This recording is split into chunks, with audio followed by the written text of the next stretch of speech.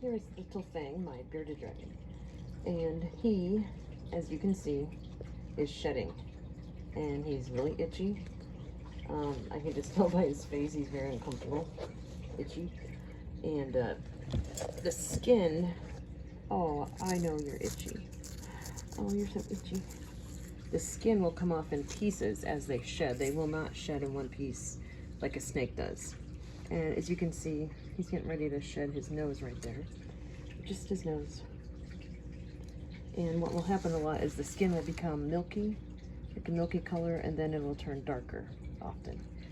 And then he will come home and it will just kind of burst open, so to speak.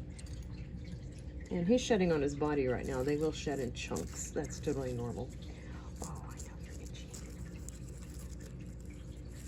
And don't pull the skin off. Just soak them in water and kind of let the skin come off on its own. Because what will happen if you pull it off or the skin's not ready to come off, see this skin here, those scales? The dead skin can be attached to the new scales underneath, and it can pull the skin on the new scales, and that'll hurt them. So just let it come off on its own. You can hear what it sounds like.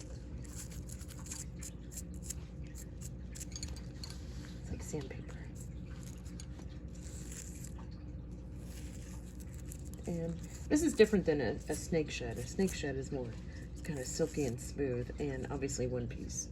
And the bearded dragon will shed in pieces, of course. And they'll often shed their toes, like the skin on their toes, at a separate time. And the skin on the toes, you got to watch if they're shedding that. Make sure it doesn't constrict the blood flow to the toe. Sometimes it won't come off all the way, and it'll kind of act like a rubber band and kind of cut off blood flow a little bit.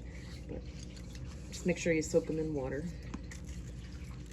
And of course, don't leave them alone in the water. Always be with them. And I'll soak him usually for about 10 minutes, maybe 5, in one of the plastic shoe boxes. And I'll just have him on my lap while I soak him. But he's very itchy. Oh, I know you're itchy, I can tell. Another way you can tell is see how he's a little bit black underneath his little beard. A little darker. He's itchy. I imagine that just feels like a human sunburn, but when a human burn peels and it's itchy, imagine he probably feels like that. But here you can kind of, if you can hear what it sounds like, it feels just like you would think, kind of like sandpaper, but crunchy and crisp, kind of gross. And if you have other dragons in the tank, now bearded dragons do like to be together in groups, and usually 1 male and 2 females is ideal. But the other lizards will often try to bite the skin off and eat it. I know that sounds gross, but it's true.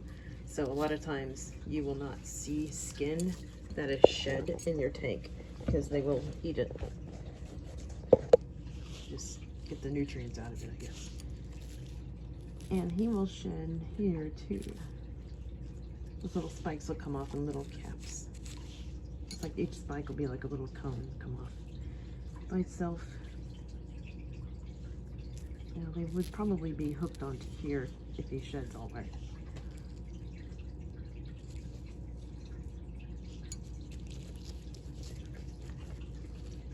Here, hon.